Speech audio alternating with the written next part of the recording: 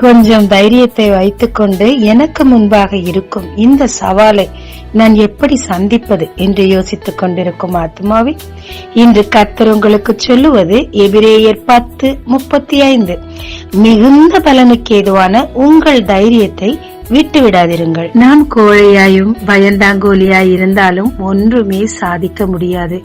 நமக்கு இருக்கும் கொஞ்ச தைரியத்தை வைத்துக்கொண்டு நமக்கு முன்பாக இருக்கும் சவால்களை சந்திக்கும் போது நமக்கும் ஜெயம் கிடைக்கும், நம் மூலம் மற்றவர்களுக்கும் விடுதலை கிடைக்கும்.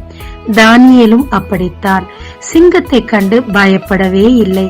தேவன் அவருக்கு தந்த கட்டளைகளின் மேல், வாக்கு தத்தங்களின் மேல் நம்பிக்கையாய் இருந்தார். சிங்கத்தின் வாயையும் கட்டினார். ஷத்ரக், மெஷாக், அபேத்நகோ நெருப்பை கண்டு பயப்படவே இல்லை. அவர்களுடைய தைரியம் தேவகுமாரனே 4ஆம் நபராக நெருப்பில் வந்து உலாவி அவர்களை விடுவித்து அவர்களுக்கு உயர் பதவியும் கிடைக்க செய்தது. பவுலும் அப்படித்தான். அந்த ஊருக்கு நீங்க செல்ல வேண்டாம், பாடுகளும் சிறையும் உங்களுக்கு உள்ளது என்று அநேகர் சொன்ன போதிலும், இல்லை, பரிசுத்த ஆவியானவர் அங்கே என்னை போக சொல்லுகிறார் என்று பாடுகளை கண்டு பயப்படாமல் அங்கே சென்றார். அங்கே அநேகருக்கு விடுதலையும் ரட்சிப்பும் கிடைத்தது. பயம் எல்லாவற்றிலும் இருந்து நம்மை புறம்பே தள்ளுங்க, நம்மை எதையுமே சாதிக்க விடாது.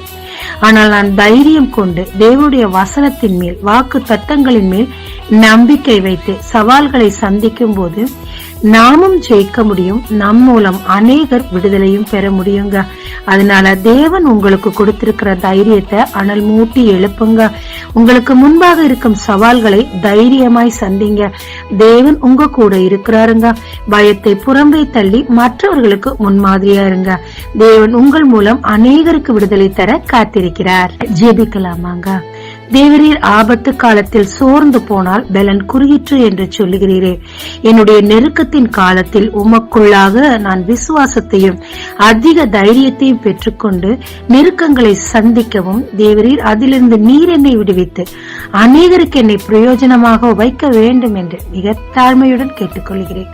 இயேசு மூலம் ஜெபம் கேளும் பிதாவே, ஆமென். இயேசு கிறிஸ்துவின் நாமத்தில் இந்த நாளில் உங்களை ஆசீர்வதிக்கும் ஜீசஸ் விஷன்.